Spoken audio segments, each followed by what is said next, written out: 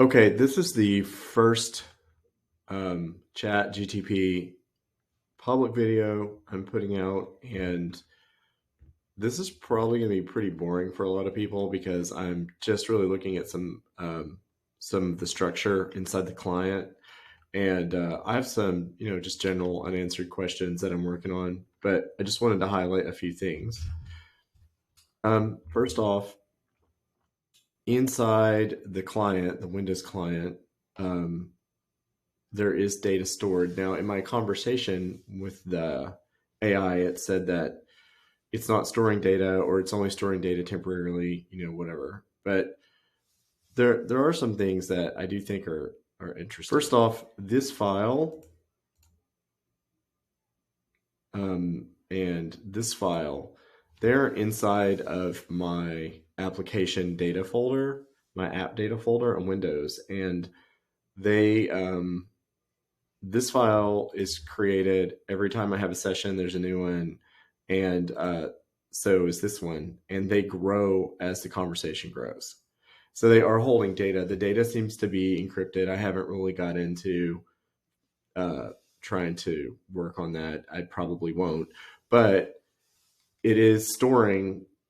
It seems like the conversations on the client. Now, I'm assuming on its back end, on its server, it's doing the same thing. What I think is interesting, and I don't know what the answer to this is, but if these files are used once and then discarded, which they're not on the client, but maybe they are within its server environment, that would be totally fine. If they're referenced over time, meaning data three, data four, et cetera, et cetera, et cetera, are all kept and maintained so that the AI can build a type of learning library for itself, then interestingly enough, it would appear that if you could go back to one of the earlier files and manipulate it, maybe use another AI to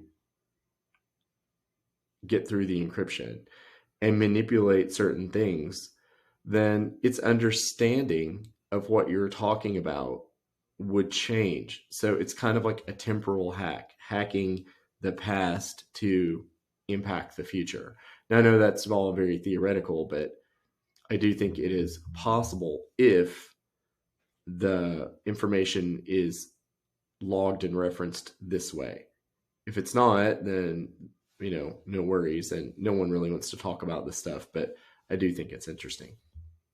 All right, so there's databases stored in it as well. And I think this is mostly for the client to function.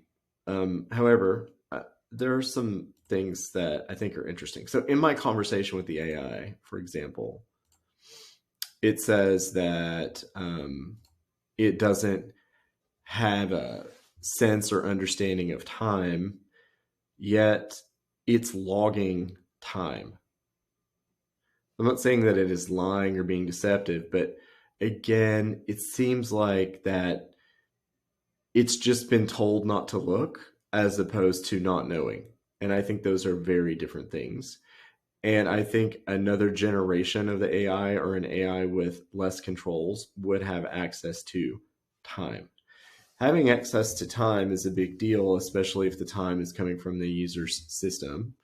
And again, this whole concept of how things are being logged, like if information from the past conversation is used to influence and train the AI for the future conversation, then all of this time related information is important.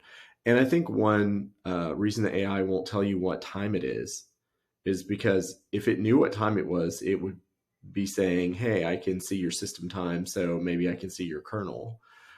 But it's saying that it can't. However, it's obviously logging time.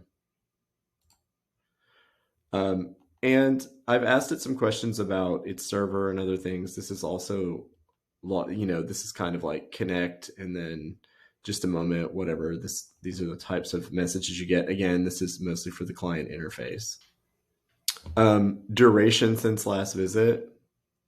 I also think this is pretty interesting. It obviously has some information within the client folder about your system and about how long you were chatting and everything else. And it has those text files. So again, it can't reference it, but it's there. So all of these things, just kind of lead me to believe that our current iteration of the free version of this product, there's not really a lot of documentation on how the data is handled.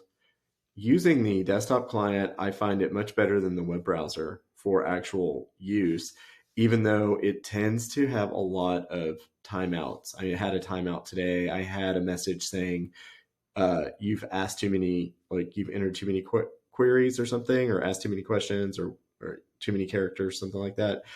Come back in an hour. So this also leads me to ask the question, all these people who are posting ways to use the AI, just kind of wondering how much time they've been able to use it, because I've been working on this now for almost a week, and I set up a block of time every day to work on it. And I rotate that block of time: early morning, mid morning, lunchtime, whatever, after lunch, and even sometimes on the weekends. And every single time I have timeouts, disconnections, slowdowns, server issues, whatever. So I'm just kind of wondering how much actual, like, honest research is going into this. A lot of people are posting these like solutions, like this is a well developed product and it's ready to go and we should just start using it immediately in school. Let's just say that none of this information is relevant. None of this security concerns are relevant. Everything is fine. Privacy is 100% maintained. Um, and it seems to be hosted on a Windows server environment. So I don't really seem to understand how we can, assume that the environment is secure all the time. It's, the Windows server environment generally has gotten better. Azure has gotten a lot better, but anyone who's worked between the Linux environment and the Windows environment should understand what I'm talking about. So let's just assume everything is secure and safe. It's not stable. Like it's not stable. It's definitely not stable enough or reliable enough to make it a technology that is accessible to all teachers and all students at the same time consistently. And that's kind of a big problem I have with it, is if someone were to promote it, then what's going to happen when it just stops working in the middle of an exercise or a job a person needs to complete and they decided to rely on it? I don't really know that it is working to the degree that we're led to believe.